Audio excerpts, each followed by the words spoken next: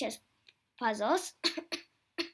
And plus there's a thunderstorm outside, so you're going to hear a lot of thunder. So now we're going to do 2 chess puzzles. So we have 2 different concepts with them. So the 2 concepts are pin and skewer.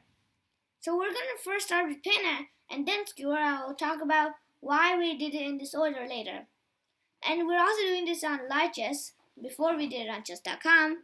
There's a problem with chess.com, so we did it here. So now, if you're wondering that. So now we had to solve this. Oh, I'm on skewer. Let me go back to pin. So let me see. So let me go to the pin problem. There, my both tabs are skewer. Let me go to the pin problem. Alright. So let's see. So now we have to find a move. It's white to play. And I'll give you 5 seconds to think to see the answer. You can pause the video, and if you think you know the answer, just come back to the video and I'll tell you the answer.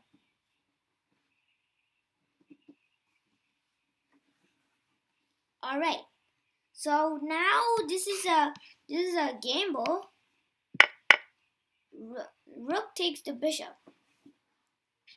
This might be kind of bad, but because you're gambling a rook for a bishop, well, gambling means like you're trading a higher piece for a lower piece.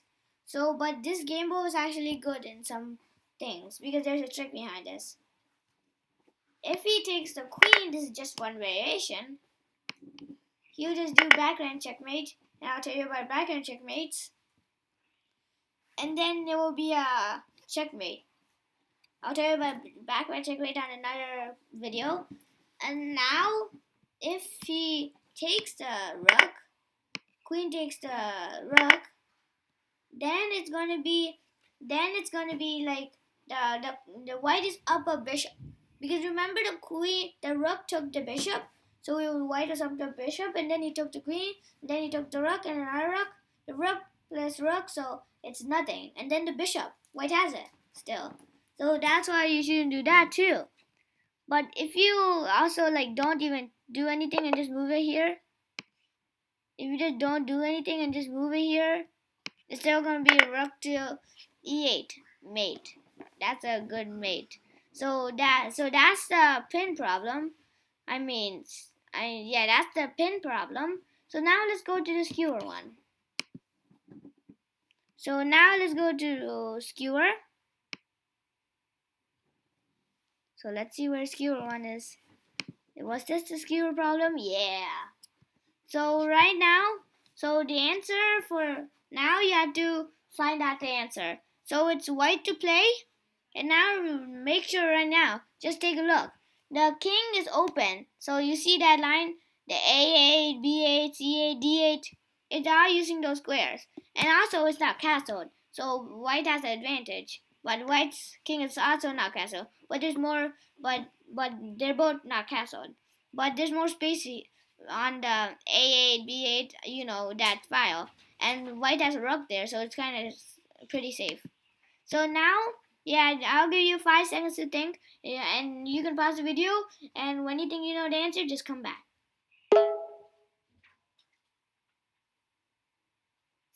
Alright, so now the answer is you might think this is a bad move, but knight takes pawn. Even though the pawn takes the knight and the black's gonna be up, there's a trick behind this too. So if you take the knight, which they would do, rook moves to e8. Now if he moves here and he takes the rook, but if you move a couple moves back, so now one more move back, if the rook moves here, it'll be here, and then here it's forked. I'll tell you about forks later too. So it's the knight is checking the king at the same time attacking the rook. So if the king moves here, for example, it takes the rook and white's gonna be up. What if if we go here, if he does this, and this will happen. He gets a great outpost, and look at all of that. And plus it's check. Next he can take the pawn, and outpost means like the lower piece, more or less costly, or you mean less points, is the pawn. But the pawn is nowhere on attacking the knight, so that's a great outpost. It can only be attacked by its own piece, like on the black knight. That's the only way. So that's what an outpost is. And now you see all the attacking ideas I wrote. So that's all the thing. He can move the king this way, and he can move his two rooks, double his rooks, and he can attack all of the squares and attack the king. And then white has a lot of great ideas after this.